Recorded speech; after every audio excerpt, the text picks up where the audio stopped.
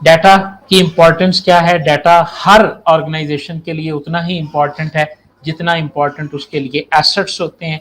जितने tangible assets किसी अदारे के लिए इंपॉर्टेंट होते हैं, उतने ही उस अदारे के लिए जो है वो आपके पास डाटा के एसेट्स भी होते हैं। ठीक है ना जी? यानी ये नहीं है कि उसकी फैक्ट्री, उसकी मिल और ये चीज़ें जो हैं वो उसके लिए इंपॉर्टेंस हैं, लेकिन उसका जो डाटा है वो उसके लिए इंपॉर्टेंट ना हो, ऐसा नहीं है। हर ऑर्गेनाइजेशन के अंदर डाटा को एज अ सोर्स या रिसोर्स ही आजकल हैंडल किया जाता है। लेवल्स ऑफ डाटा हमारे पास क्या है जी? एक रियल वर्ल्ड डाटा होता है जी, जैसे स्टूडेंट है, कोई भी एंटिटी, समझ आ रही है? कोई भी एंटिटी, जैसे अगर एक यूनिवर्सिटी या स्कूल मैनेजमेंट की बात करेंगे तो जितनी एंटिटीज हैं जिनके बारे में आप डाटा को कंप्यूटराइज्ड करना चाहते हैं, वो सारी की सारी रियल वर्ल्ड डाटा है। जाहिर है हकीकत में डाटा और ऑब्जेक्ट्स और एंटिटीज एग्जिस्ट करते हैं तो हम उनको कंप्यूटराइज्ड करते हैं। मैंने जैसे मिसाल दी कि आप एक यूनिवर्सिटी में या स्कूल के सिस्टम को डेवलप करना चाहते हैं तो आप देखते हैं कि वहां पे स्टूडेंट के बारे में इंफॉर्मेशन मौजूद है, तो स्टूडेंट क्या है? ये रियल वर्ल्ड डाटा है। उसके बाद मेटा डाटा क्या है जी? किसी भी डाटा के उस एंटिटी के बारे में जो डाटा होता है जिसको हम रियल वर्ल्ड लेवल से डिफाइन करते हैं, वो उसका मेटा डाटा कहलाता है। ठीक है? मसलन देखें जी, नेम जो है ये रियल वर्ल्ड डाटा है, लेकिन इसको हम डिफाइन कैसे करते हैं जी? इसकी टाइप करेक्टर होगी, इसमें 25 करेक्टर आ सकते हैं जी, और उसमें एज आएगी।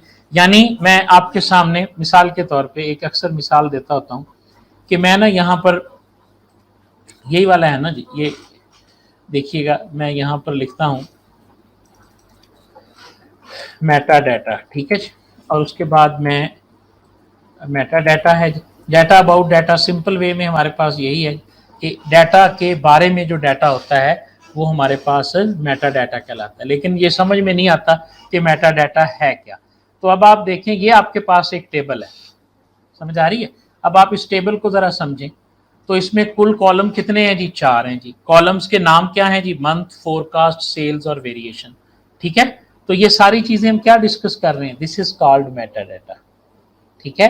टोटल कॉलम्स कितने हैं जी? 4 हैं। उन कॉलम्स के नाम क्या हैं जी? ये वाले उसके नाम हैं। तो ये हम इस डाटा के बारे में डाटा को डिस्कस कर रहे हैं। इसमें टोटल नंबर ऑफ रिकॉर्ड्स कितने हैं हम देख लेंगे जी, ये वाले इसमें टोटल नंबर ऑफ रिकॉर्ड्स हैं।